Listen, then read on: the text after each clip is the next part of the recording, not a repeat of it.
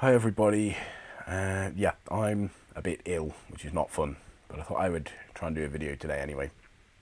Yeah, I'm just doing a bit of a follow-up to my video about dark matter, because obviously there's been a lot of discussion going on in the comments. Notably, although dark matter has, I think, somewhere around 400,000 subscribers, I haven't been deluged with anything like the amount of hate that I get when I reply to people like Sargon or Teal Deer, which I think is something worthy of note. I think that does show a noted difference there in the kind of subscribers these people attract and or the kind of tactics these people employ. So I think I've got to give Dark Matter credit where credit's due there. He hasn't resorted to that sort of low level. But yeah, a lot of the discussion going on was certain people like Noel Plum 99 were replying, as well as Dark Matter himself and a few other people. The general impression I was getting was people seem to think I have deliberately just done this video to haul for views, like I'm looking to just bring in a load of views, and I'm just using deliberately inflammatory titles or choosing a deliberately inflammatory subject matter to bring in views. Now, I have to call here the appeal to motive fallacy, which is this idea that you're going to focus much more on someone's motivations for making an argument rather than on the argument itself. Because even if someone's making an argument for kind of not brilliant reasons, it still doesn't in itself debunk the argument. The argument could still be sound even if the person making it isn't doing it for the best of reasons. Which I should add, that's not the case with me anyway. I'm not. I don't know why people think I would want to bring in this kind of attention to my channel unless I really believed in the things I was saying. And the kind of garbage I get from people like Teal Deer's fans or Sargon's fans is not pleasant to deal with. It doesn't paint a particularly optimistic view of the human race to me, particularly. So doesn't put me in a particularly good frame of mind knowing that there are people this stupid in existence, and it doesn't put me in a particularly optimistic frame of mind knowing that channels this stupid are gaining as much popularity as they are. But nonetheless, I speak out against these people anyway because I genuinely believe what I'm saying. And notably, yes, Dark Matter actually didn't resort to these tactics, as I said. But I didn't know that at the time. For all I know, I could have had 400,000 people trying to tear chunks out of me in the comment section. But yeah, it's an appeal to motive fallacy, because I mean a person could, like I said, could be making a good argument, for bad reasons, and this is why I find accusations of white knighting irrelevant when they're directed at male feminists. Or similarly, I mean, to be fair, I also find it silly when people call MRAs or such similar a bunch of guys who can't get laid, because that's also an appeal to motive fallacy.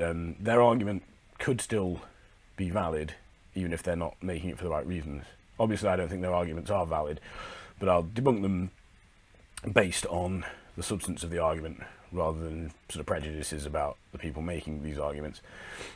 So yeah, so this idea that I'm whoring for views, I mean, I'm not really sure how it would make sense why I would want to get views in the first place. I don't monetize my videos, and even if I did, I'm pretty sure ad revenue comes from clicks, not from views. So I have nothing really to gain from this. Maybe I just want attention, but all the attention is negative. It's appallingly negative. Or I say all of it. Obviously, I've got my subscribers and the people who appreciate it, but there is a huge amount of negative attention I, in an ideal world, would do without. But I'm willing to put up with it. If it's the difference between that and not speaking out, then I'll put up with it. So yeah, this appeal to motive fallacy doesn't really get us anywhere. It means we're ignoring the issue. The other argument people are saying is that, oh, Dark Matter isn't a transphobe just because he said something transphobic. I don't really draw a lot of distinction, really. A person can be a transphobe and then change their ways. There's nothing wrong with that. There's a lot right with that if you've been a transphobe and you change your ways. Although he sort of kind of apologised in the comments, I haven't seen him really going in the direction of understanding why what he said was inappropriate. He seems to actually have dug a lot deeper there. Although there's an apology kind of thrown out, we just seem to be digging a lot deeper. It's the same with the stuff he said that's sort of apologetic towards racism. He seems to just be digging more and more of a hole. Like, for example, he said, he doesn't cling to the heterosexual label. And as I've already said, you don't cling to it because you don't need to cling to it, because it's considered the default in society. In fact, I'd say it is the default. It's the most commonplace thing people are. So he still seems to view things as though there's a level playing field, and anyone who asks for respect isn't asking for equal respect. They must therefore be asking for greater levels of respect, which I just think even a cursory glance at society would tell us that's not the way things work. I mean, another thing, I think both Dark Matter and NoelPlum99 said something about how they're friends with trans folk, or they've attracted a number of subscribers who are trans folk. You're kind of using the "I'm not racist, I've got black friends" kind of argument here, and if you know why that doesn't work, you know why this doesn't work. For anyone who doesn't understand why that argument is bunk, all it really tells us is that people want to fit in, and sometimes they will compromise themselves to do that. In fact, quite often they will. So people will put up with behaviour that is offensive or insulting or whatever, or that is intolerant, because they want to fit in. And if they fit in, they know they will have an easier life than if they stand up and say, "I don't like this," because they may face ostracisation from a group. And it can be a difficult juggling act to balance. It's not for me to judge someone too harshly for that.